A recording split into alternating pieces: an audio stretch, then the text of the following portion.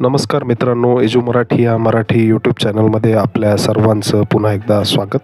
सध्या महाराष्ट्रात पवित्र पोर्टलद्वारे शिक्षक भरती 2026ची प्रक्रिया अगदीच अंतिम आणि अतिशय महत्त्वाच्या टप्प्यात आलेली आहे. पसंतीक्रम म्हणजेच प्रेफरन्स लॉक करणे आणि नवीन नियुक्ती मिळवणे यासाठी सर्वच उमेदवार रात्रंदिवस मेहनत करत आहेत. पण मित्रांनो, या भरतीमध्ये एक असा मोठा ट्विस्ट आहे ज्याने 2024मध्ये रुजू झालेल्या जुन्या शिक्षण सेवकांचे नशीब बदलले आहे. तर 2026च्या नवीन उमेदवारांसमोर एक अतिशय मोठे आव्हान उभे केले आहे. आजच्या या व्हिडिओमध्ये आपण महाराष्ट्र शासनाच्या शालेय शिक्षण व क्रीडा विभागाने 18 फेब्रुवारी 2026 रोजी काढलेल्या एका अत्यंत महत्त्वाच्या शासन निर्णयाचा चा सखोल अभ्यास या ठिकाणी करणार आहोत. हा जी.आर नक्की काय आहे, 2024च्या शिक्षक भरतीत रुजू झालेल्या उमेदवारांसाठी हा जी.आर वरदान का ठरतोय आणि नवीन उमेदवारांच्या मेरिटवर व कट ऑफवर याचा काय परिणाम होणार आहे, हे सर्व आपण या व्हिडिओमध्ये एकदम सविस्तर पाहणार आहोत. व्हिडिओ थोडासा मोठा होईल, पण तुम्ही शिक्षक भरतीची तयारी करत असाल तर हा व्हिडिओ तुमच्यासाठी अतिशय महत्त्वाचा असेल, त्यामुळे शेवटपर्यंत नक्की ऐका. मित्रांनो, आधी आपण या संपूर्ण जी.आरची पार्श्वभूमी समजून घेऊया. बघा, 2024च्या पवित्र पोर्टल भरतीमधून हजारो उमेदवार जिल्हा परिषद, महानगरपालिका तसेच 100% अनुदानित शाळांमध्ये शिक्षण सेवक म्हणून रुजू झाले. परंतु कोणाला स्वतःचा जिल्हा मिळाला नव्हता, तर कोणाला प्राथमिक पद मिळाले होते, तर कोणाला खूप दूरच्या भागात नियुक्ती मिळाली होती. अशा बऱ्याचशा अडचणी त्यावेळी उमेदवारांना आल्या होत्या. त्यामुळे त्यापैकी अनेक शिक्षकांनी जिद्द सोडली नाही. त्यांनी 2025मध्ये झालेली नवीन TAIT परीक्षा म्हणजे स्टेट परीक्षा पुन्हा दिली. 2025च्या परीक्षेत या कार्यरत शिक्षक सेवकांनी उत्तम गुण मिळवले. आता 2026च्या चालू भरतीमध्ये हे सर्व उमेदवार पुन्हा एकदा पवित्र पोर्टलवर पसंतीक्रम भरण्यासाठी सज्ज झाले आहेत. पूर्वी या शिक्षकांसमोर एक मोठी भीती होती. ती कोणती भीती होती, तर जुन्या निर्णयानुसार किंवा जुन्या नियमानुसार जर तुम्ही एका ठिकाणी 2 वर्ष शिक्षण सेवक म्हणून काम केले आणि नवीन भरतीत दुसऱ्या ठिकाणी किंवा उच्च पदावर म्हणजेच 6वी ते 8वी वरून थेट 11वी 12वीवर तुमची निवड झाली, तर तुम्हाला पुन्हा 3 वर्ष शिक्षण सेवक पूर्ण करावं लागत होतं किंवा त्याच तुटपुंजा मानधनावर तुम्हाला ते काम करावं लागायचं. तुमची 2 वर्षांची जी जुनी सेवा होती ती पूर्णपणे वाया जात होती.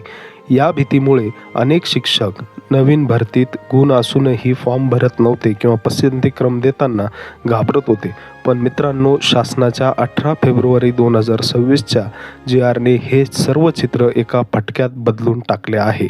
आता आपण या शासन निर्णयातील एक महत्त्वाचा जो काही मुद्दा आहे तो सोप्या भाषेत आता आपण समजून घेऊया. बघा, तर हा जो शासन निर्णय होता हा 18 फेब्रुवारी 2026चा होता. संबंधित जो विभाग आहे तो शालेय शिक्षण व क्रीडा विभाग, महाराष्ट्र शासन. याचा जो मुख्य विषय आहे तो शिक्षण सेवक योजनेच्या अटी आणि शर्तीमध्ये आवश्यक त्या सुधारणा करणे. याचा जो मूळ हेतू होता तो होता गुणवत्तेच्या आधारे उच्च पदावर जाणाऱ्या शिक्षकांवर होणारा अन्याय दूर करणे.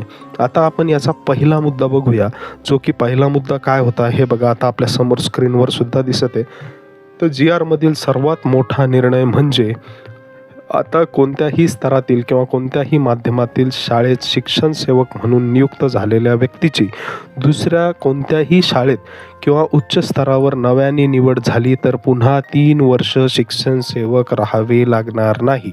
जुन्या पदावर त्याने जितका काळ काम केला आहे तो वजा करून केवळ शिल्लक उर्वरित कालावधीस त्याला नवीन ठिकाणी शिक्षण सेवक म्हणून पूर्ण करावं लागणार आहे. हा झाला पहिला मुद्दा ह्या जी.आर मधला. म्हणजेच काय, 3 वर्षाच्या पुनरावृत्तीला या ठिकाणी पूर्णविराम मिळाला.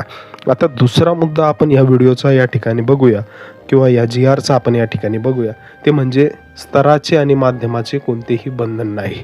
बघा, प्राथमिक, उच्च प्राथमिक, माध्यमिक, उच्च माध्यमिक असे 4 गट आपण सर्व जाणतो. किंवा अध्यापक विद्यालय असेल, सैनिकी शाळा असेल किंवा कोणत्याही स्तरावरून दुसऱ्या कोणत्याही स्तरावर किंवा कोणत्याही माध्यमात तुमची निवड झाली तरी तुमची जुनी सेवा गृहीत धरली जाणार आहे. बघा, सर्व प्रकारच्या शाळा, माध्यमांचे कोणतेही बंधन नाही. स्तर पदोन्नती म्हणजे तुम्ही माध्यमिकमधून उच्च माध्यमिकला गेला तरी तुमच्या याच्यामध्ये कोणताही बदल होताना या ठिकाणी दिसत नाही. तिसरा जो मुद्दा आहे तो अत्यंत महत्त्वाचा, तिसरा आणि चौथा मुद्दा आपण एकत्रित या ठिकाणी बघतोय. जर एखाद्या उमेदवाराची जुनी सेवा आणि सध्याच्या नवीन पदावरील सेवा मिळून 3 वर्ष किंवा त्यापेक्षा जास्त कालावधी झाला असेल तर 18 फेब्रुवारी 2026 या दिनांकापासूनच त्याचा शिक्षण सेवक कालावधी संपुष्टात येईल आणि त्याला थेट नियमित शिक्षकाचा पूर्ण पगार आणि वेतन श्रेणी लागू होईल.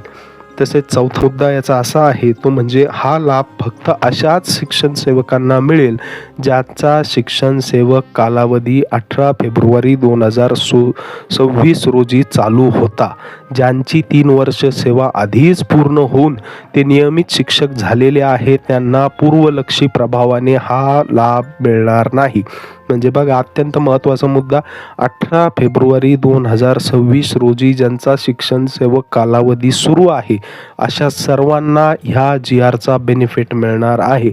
मात्र त्यापूर्वी ज्या शिक्षण सेवकांचा कालावधी पूर्ण झालेला आहे आणि ते नियमित शिक्षक आहे त्यांना कोणत्याही प्रकारचा पूर्वलक्षी प्रभावाने कोणताही लाभ मिळणार नाही. हे अगदी गणितासारखे नियम अत्यंत सोपे करून समजून घेण्यासाठी आपण या ठिकाणी 2 उदाहरणं बघूया. आता 2 उदाहरणं तुमच्या स्क्रीनवर तुम्हाला दिसत आहेत बघा. पहिलं उदाहरण आपण समजू की समजा एखादा शिक्षक 2024 मध्ये 6वी ते 8व्या पदावर रुजू झाला. उसने तिथे 2 वर्ष शिक्षण सेवक म्हणून काम केले. म्हणजे बघा, त्या ठिकाणी त्या शिक्षकाने 2 वर्ष शिक्षण सेवक म्हणून काम केले. आता 2026च्या भरतीमध्ये त्याची निवड डायरेक्ट 11वी-12वीवर झाली. जुन्या नियमानुसार काय झालं असतं तर त्याला 11वी-12वीवर गेल्यावर पुन्हा 3 वर्ष शिक्षण सेवक राहावे लागले असते. परंतु नवीन GRमुळे काय झालंय, 3 वर्षामधील 2 वर्ष जे आहेत जे की त्यांनी 6वी ते 8वी या स्तरावर शिक्षण सेवक म्हणून पूर्ण केलेले ते वजा होतील आणि आता त्याला 11वी-12वीवर फक्त 1च वर्ष शिक्षण सेवक राहावे लागेल आणि 1 वर्ष संपताच त्याला संपूर्ण पगार सुरू होईल, तो देखील 11वी-12वी साठी असलेल्या वेतन श्रेणीचा. दुसरं उदाहरण आपल्या समोर आहे बघा. आता या ठिकाणी बघू, एखाद्या शिक्षकाने आधीच्या शाळेत 1 वर्ष 6 महिने काम केले आणि दुसऱ्या ठिकाणी नवीन नियुक्तीवर 1 वर्ष 6 महिने काम केले. दोन्ही मिळून 3 वर्ष पूर्ण झालेली आहेत. अशा शिक्षकांचा 18 फेब्रुवारी 2026 रोजी शिक्षण सेवक कालावधी संपून तो लगेच नियमित पगारावर येईल. आपल्यासाठी या भरतीच्या अनुषंगाने पहिले उदाहरण मात्र अत्यंत महत्त्वाचं ठरतं. बघा मित्रांनो, ही माहिती जर तुम्हाला खरंच उपयुक्त आणि समजायला सोपी वाटत असेल तर एजू मराठी या आपल्या चॅनलला नक्की सबस्क्राईब करा आणि व्हिडिओला एक लाईक नक्की करा. तुम्हाला या GR बाबत काहीही शंका किंवा अडचण असेल तर खाली कमेंट करून नक्की ती विचारा. मित्रांनो, 2024 मध्ये रुजू झालेल्या सर्व शिक्षण सेवक बंधू भगिनींनो, तुमच्यासाठी हा GR म्हणजे एक सुवर्ण संधी आणि वरदान ठरलेला आहे असं आपल्याला म्हणायला या ठिकाणी वाव आहे. काय कारणं आहेत याच्या मागं तर बघा, नंबर 1, तुमचा सेवा खंड टळला आहे. तुमचे आर्थिक नुकसान आता होणार नाही.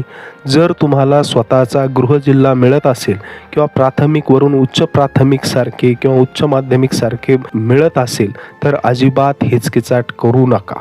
तुमच्या मनात असणारी पुन्हा 3 वर्षे मानधनावर काम करावे लागणार ही भीती जी होती ती आता पूर्णपणे संपली आहे. त्यामुळे तुम्ही पूर्ण आत्मविश्वासाने पवित्र पोर्टलवर तुम्हाला हवे ते पसंतीक्रम लॉक करू शकता. आता वळूया नाण्याच्या दुसऱ्या बाजूकडे. 2026 मध्ये पहिल्यांदाच पवित्र पोर्टल भरतीत उतरणाऱ्या नवीन उमेदवारांसाठी हे विधान अगदी कान उघडे ठेवून ऐकण्यासारखे आहे. हा GR जो आहे या नवीन उमेदवारांसाठी एक खूप मोठे आव्हान घेऊन आलेला आहे. आता नेमके हे आव्हान कोणते ते आपण ह्या पुढच्या स्लाइडमध्ये आता बघूया. बघा, हा GR नवीन उमेदवारांसाठी खूप मोठे आव्हान घेऊन आला आहे. ते का? कारण आता 2024 मध्ये रुजू झालेले हजारो शिक्षण सेवक जे आधी सेवा वाया जाईल या भीतीने पुन्हा पसंतीक्रम भरायला कचरत होते, ते सर्वच्या सर्व आता पूर्ण ताकदीने रिंगणात उतरले आहेत. नवीन उमेदवारांनी काय लक्षात ठेवलं पाहिजे हे आपण आता या ठिकाणी बघूया. ते म्हणजे बघा, स्पर्धा प्रचंड वाढलेली आहे. 2024 अनुभवाच्या आणि अभ्यासाच्या जोरावर 2025च्या परीक्षेत हे सर्व उमेदवार चांगले गुण घेणारे ठरलेले आहेत. जुने शिक्षण सेवक आता तुमच्याशी थेट या ठिकाणी स्पर्धा करत आहेत. कट ऑफ वर जाणार. बघा, आता ह्या सर्व गोष्टींमुळे होणार काय, तर जुने शिक्षण सेवक प्रामुख्याने स्वतःचा जिल्हा मिळवण्यासाठी किंवा उच्च पदांवर जाण्यासाठी पसंतीक्रम देतील. त्यामुळे मुख्य जिल्हे आणि उच्च पदांवरील कट ऑफ निश्चितच वर जाणार आहे. पसंतीक्रम भरताना आपल्याला काय काळजी घ्यायची आहे, तर पसंतीक्रम करताना जर तुम्ही असा विचार करत असाल की माझे गुण मध्यम आहे तरी मला सहज चांगल्या जागी नियुक्ती मिळेल, तर गाफील राहू नका. जुने अनुभवी उमेदवार आता बिनधास्त सर्व उच्च पसंतीक्रम भरतील किंवा स्वतःच्या जिल्ह्यातील पसंतीक्रम भरतील. त्यामुळे सर्वच नवीन उमेदवारांनी आता पसंतीक्रम भरताना अत्यंत हुशारीने आणि सुरक्षित पर्यायांची निवड करणे अत्यंत गरजेचे आहे. शिक्षक भरतीशी संबंधित अशाच सर्व अधिकृत आणि महत्त्वाच्या अपडेटसाठी आपल्या चॅनलला लगेचच सबस्क्राईब करा आणि बाजूचे बेल आयकॉन दाबा. हा व्हिडिओ तुमच्या सर्व शिक्षक मित्रांपर्यंत नक्की शेअर करा. तसेच या निर्णयाबाबत तुमचे काय मत आहे हे नक्कीच कमेंट बॉक्समध्ये लिहायला विसरू नका. मित्रांनो, 18 फेब्रुवारी 2026 रोजी जो काही शासन निर्णय, शालेय शिक्षण विभागाचा एक अत्यंत क्रांतिकारी निर्णय आहे असे म्हणायला या ठिकाणी आपल्याला वाव आहे. कारण की जुन्या शिक्षण सेवकांच्या कष्टाचा सन्मान या GRमुळे झाला आहे, तर दुसरीकडे नवीन उमेदवारांना या ठिकाणी वास्तवाची जाणीव करून देणारा हा निर्णय ठरला आहे. तुम्ही 2024 रुजू झालेले शिक्षण आहात की 2026चे नवीन उमेदवार आहात, याबाबत तुम्हाला नक्की काय वाटते, या निर्णयाचा भरतीवर कसा परिणाम होईल, तुम्हाला तुमच्या ज्या काही प्रतिक्रिया असतील त्या तुम्ही नक्कीच कमेंट बॉक्समध्ये या ठिकाणी कळवा. पुन्हा भेटूया अशाच एका महत्त्वाच्या विषयासह पुढील व्हिडिओमध्ये. तोपर्यंत सर्वांना धन्यवाद.